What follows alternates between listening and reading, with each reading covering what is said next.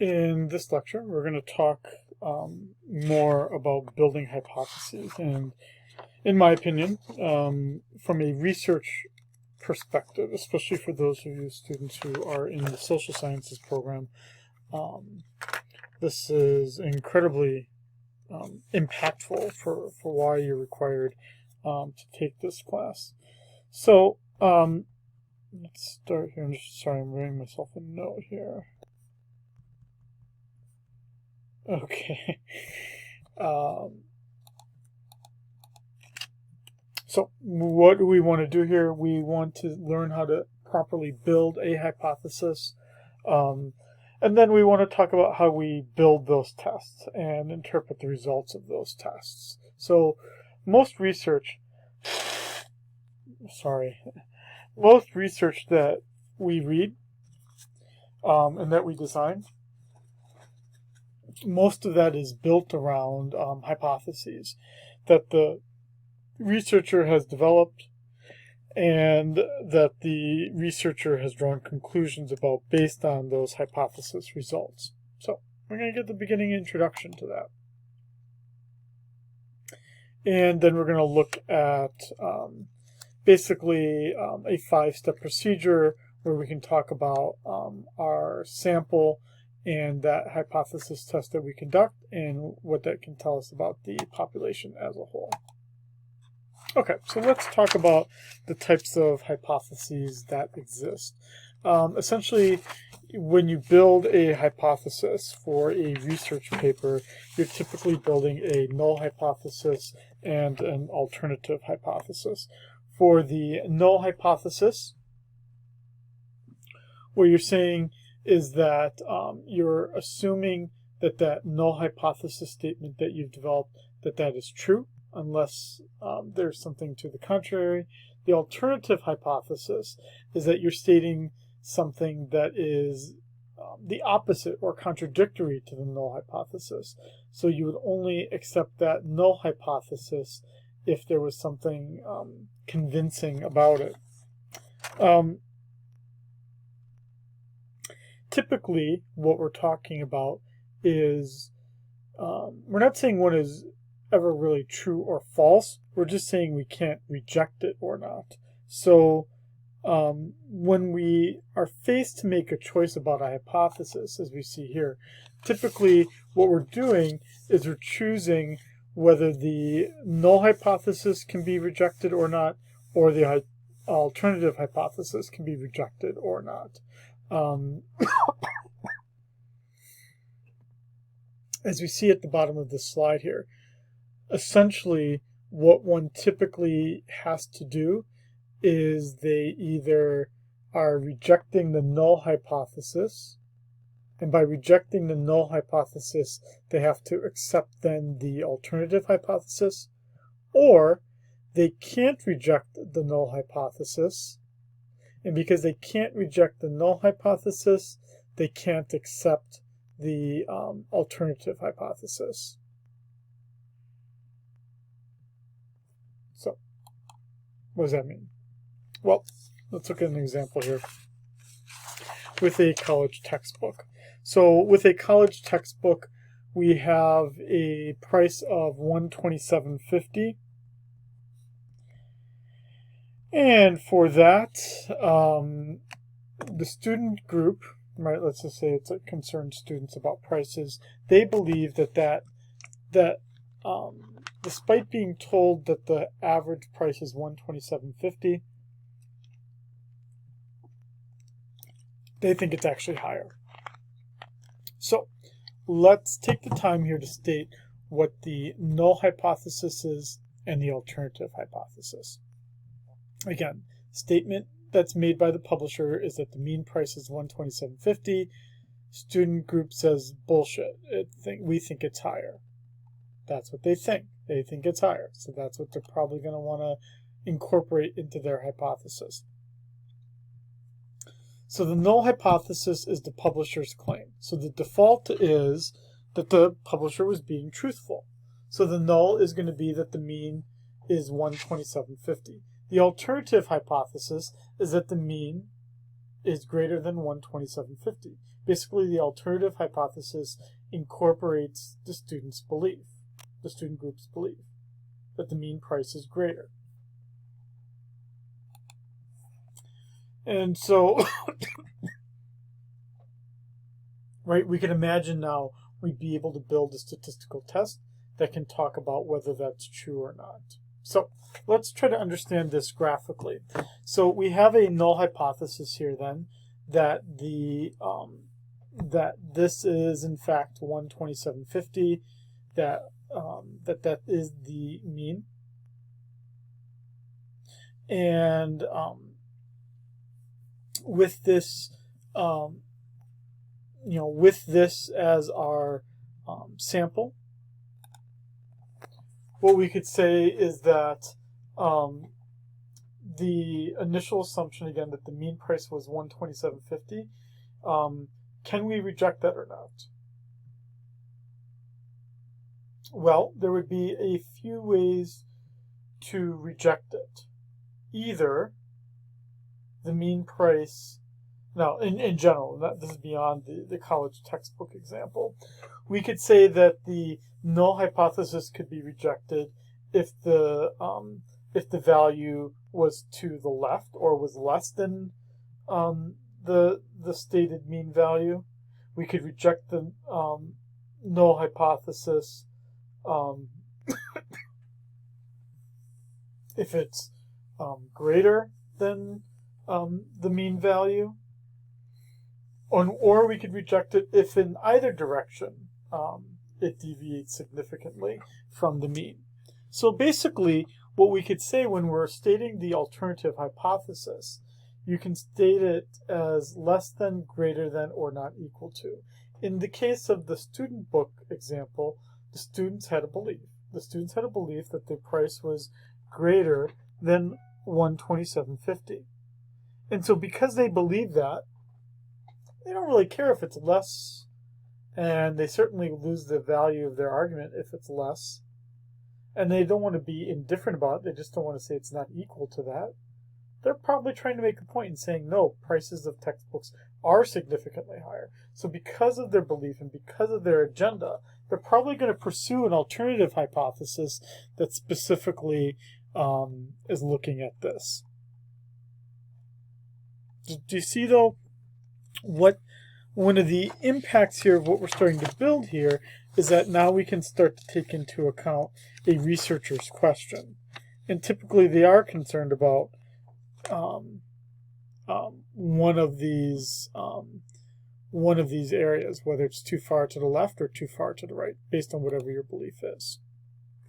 So that's the structure then, is that we could talk about doing a two-tailed test, which would just be that it's not equal to the, for the null hypothesis, that the mean is not what it's said to be.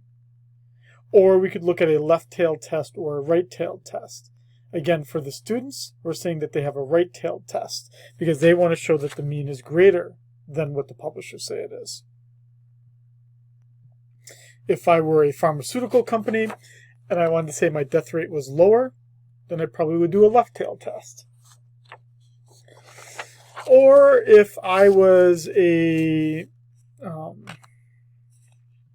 a consumer advocate, and I just wanted to say taking this certain class doesn't make you more prepared to, take the driver's test, then I might just create a two-tailed test, saying it doesn't help, but it also doesn't hurt.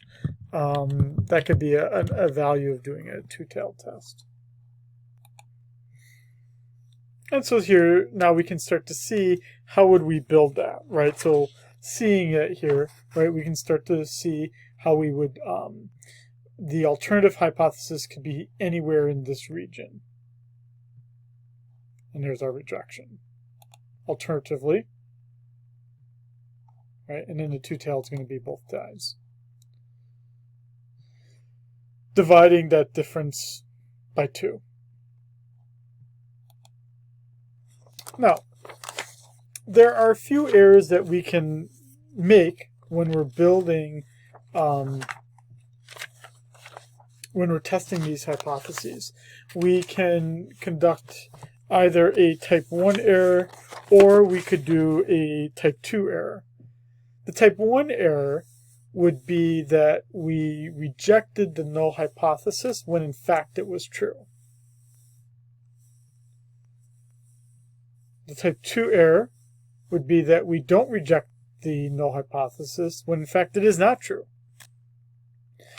So we obviously want to try to avoid both of these errors, but one of the errors is going to be more important to not make depending on what your agenda is, right? So if I'm the pharmaceutical company and I'm trying to convince others to buy this drug,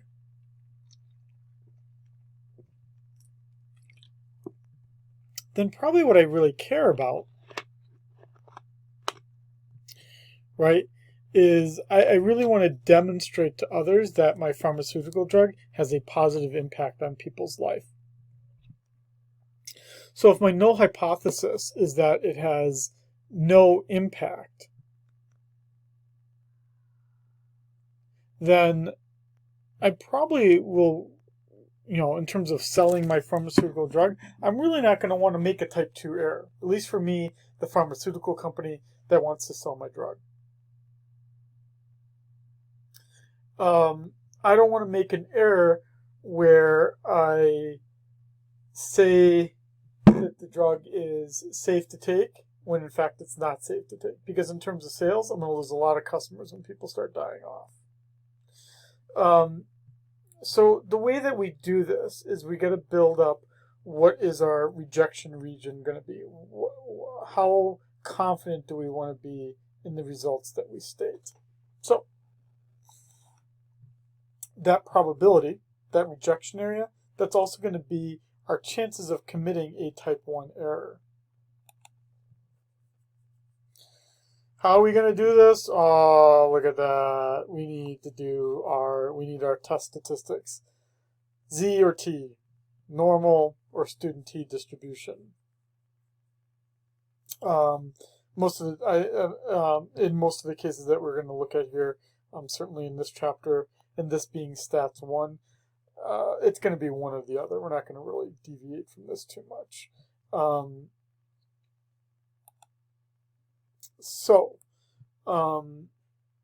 Things aren't really that different here. It's just that the only differences here is that instead of Z's, we're talking about T's, depending on what type of test statistic we're talking about.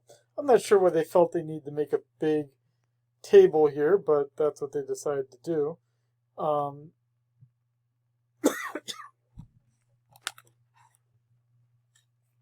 Okay, so let's talk about the 5 steps. From the 5-part process here would be that we start out by stating the null and alternative hypotheses. Then we're going to figure out whether we got Z or T statistics, and then we're going to calculate. We're going to find what our rejection region is. Essentially, I'm kind of simplifying it a little bit here. So, let's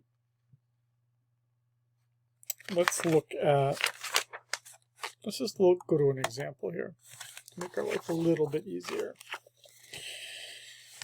So I'm a cosmetic company, and I'm making an 8-ounce jar of facial cream with this machine. Now the machine is set to deliver a little bit more, so it's going to deliver 8.1 ounces per jar. And from time to time, I could both be under that 8.1 and over that 8.1. And the standard deviation here is 0.22 of an ounce. And so the quality engineer is going to look at 30 jars, and he's going to look at how much is there. And in that sample, he's going to get a sample mean of 8.2 with a sample standard deviation of 0.25. We want to figure out, is there at a 1% level of significance, do we know if we need to recalibrate this machine? Okay. So let's state the null hypothesis. The null hypothesis is that it equals 8.1. This is going to now be a two-tailed test because We don't want it to be overfilled. We don't want it to be underfilled. So the alternative hypothesis is just that it doesn't equal 8.1. Could be higher, could be lower. Now, our sample size is quite large. It's 30, so it's big enough. We do know our standard deviation. So with that information, we know that we're going to be using a z-statistic based on that information. And we have found from our sample that's 8.2. And we're going to subtract the what we're finding in the null hypothesis, which is 8.1. We're going to divide that by the standard deviation of 0.22 and take the square root of the sample size, 30. And we're going to get a z-statistic of 2.49.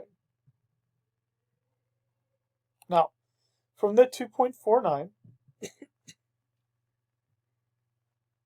and this is we're trying to find this at 99% confidence, that would mean that we have 0.5% on either side. 0.005. So now we need to go to the table here. 0.005. Okay, so that's going to get us to what? Over here. 0.9949 and 0.9951. So about, what, 2.57 and 2.58. So that's going to give us a z of 2.575. Okay, I'm hoping we're going to see that. Here we go. Thank God. Okay, so we get 2.575 as our z-statistic here.